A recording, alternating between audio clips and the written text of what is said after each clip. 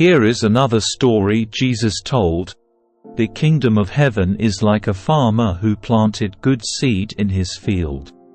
But that night as the workers slept, his enemy came and planted weeds among the wheat, then slipped away. When the crop began to grow and produce grain, the weeds also grew.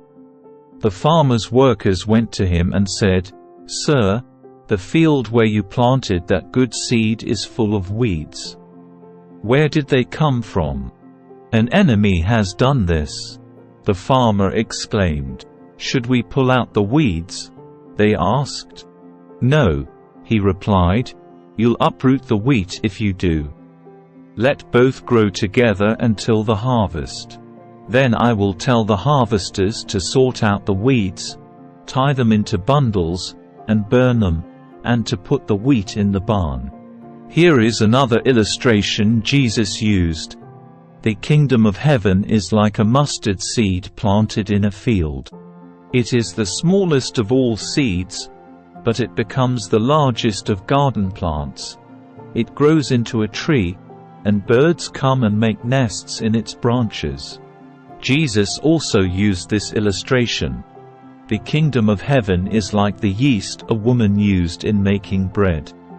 Even though she put only a little yeast in 3 measures of flour, it permeated every part of the dough. Jesus always used stories and illustrations like these when speaking to the crowds. In fact, he never spoke to them without using such parables. This fulfilled what God had spoken through the prophet. "I will speak to you in parables.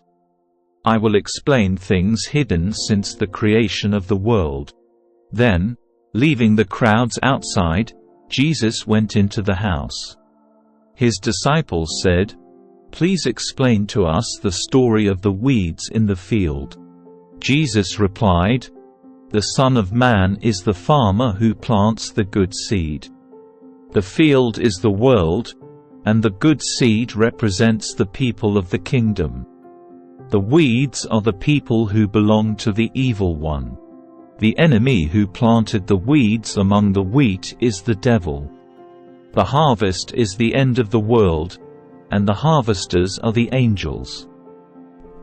Just as the weeds are sorted out and burned in the fire, so it will be at the end of the world.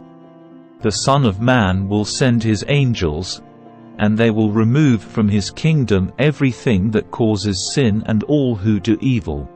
And the angels will throw them into the fiery furnace, where there will be weeping and gnashing of teeth.